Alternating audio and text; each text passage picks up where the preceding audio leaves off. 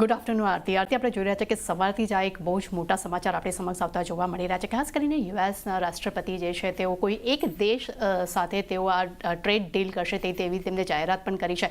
પરંતુ ન્યૂયોર્ક ટાઈમ્સના એક રિપોર્ટ મુજબ અમેરિકા અને યુકેની વચ્ચે આ ટ્રેડ ડીલ થવાની અહીંયા એક શક્યતા જોવા મળી રહી છે, જેમાં ખાસ કરીને ટાટા મોટર્સ એક ફોકસમાં આપણા તરફથી જોવા મળી શકે છે કે હવે ટાટા મોટર્સને યુએસ અને યુકે ટ્રેડ ડીલ તેમના માટે શા માટે અગત્યની છે, કે તેનાથી તેમને શું ફાયદો થઈ શકે છે તેના પોઈન્ટર્સ પર ખાસ નજર કરશું. તો ખાસ કરીને જેગુઆર લેન્ડ રોવર જે છે તે યુએસનું એક સૌથી મોટું માર્કેટ કહેવામાં આવી રહ્યું છે. અને ખાસ કરીને અગર તેના આગળ જેએલઆરની વાત કરશું, જેએલઆર સેગમેન્ટ તેની જેએલઆરની ગાડીની જો વાત કરીએ છીએ તો તેનો 1/3 સેલ્સ જે છે તે નોર્થ અમેરિકામાં થાય છે.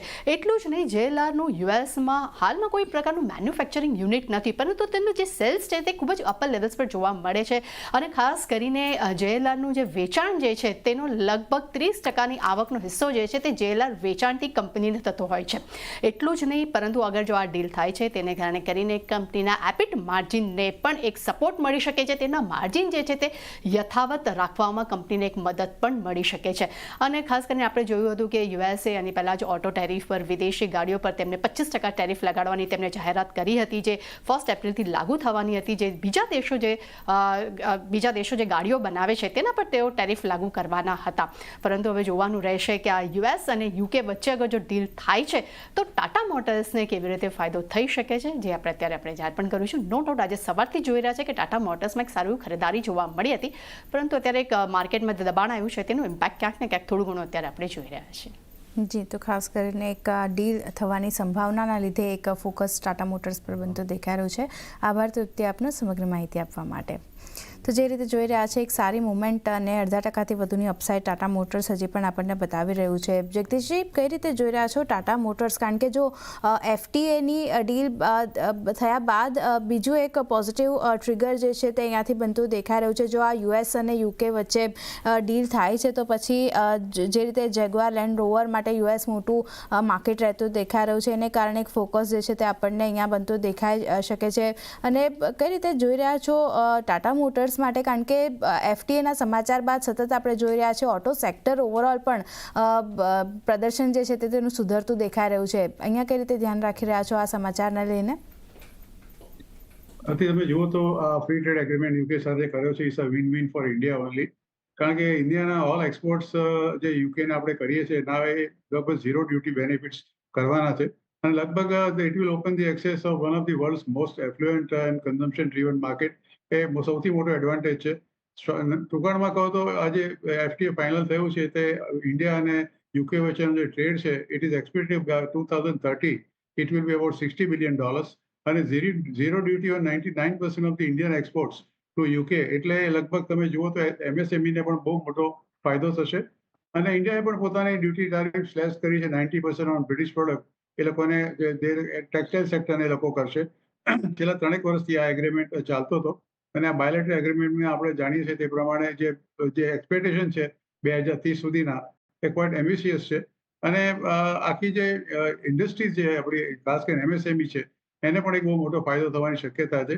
અત્યારે 2024માં તમે જુઓ તો આપણે યુકે સાથે we was the 11th largest trading partner with UK. અને ટ્રેડ જે હતું એ લગભગ $42.6 બિલિયન હતું. એટલે લગભગ 4-5 લાખ કરોડ આપણા ભારતીય રૂપિયામાં ચોક્કસ કહી શકાય. અને એફટીએથી ઝીરો ડ્યુટીથી જે ઇન્ડિયન તારીફ થશે effectively, which is almost covering 100% of India's export value, એનાથી ખાસો એવો ફેર ઝીરો ડ્યુટીનો બેનિફિટ્સનો મળશે. અને coming to the Tata motors, તમે જાણો છો કે ટાટા મોટર્સ અત્યારે જ્યારે અમેરિકાએ દરેક દેશ પર તારીફ નાખી છે, including UK and including the rest of the world, એની અંદર જે મોટા ભાગનું જે પ્રોડક્શન અમેરિકામાં જેગવાનું થતું હતું, આપને કદાચ જાણીને નવાઈ લાગશે કે અબાઉટ 47% ઓફ પ્રોડક્શન જે યુકેમાં જેગવાનું થતું હતું ટાટા મોટર્સનું, that was exported to USA. પણ જ્યારથી આ તારીફ ઇમ્પોઝ થઈ છે ત્યારથી આ પ્રોડક્શન જે છે એક્સપોર્ટ અત્યારે બંધ થઈ ગયું છે.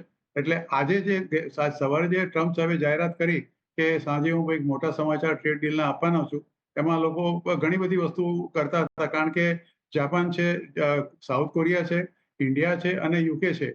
આ 4 જોડે એમને બહુ એક્ટિવલી વાતો અત્યારે ચાલી રહી છે. પણ જે સમાચાર જે છપાયા છે ત્યાં અમેરિકાના અખબારમાં, એમાં યુકેનું નામ પહેલું આવે છે.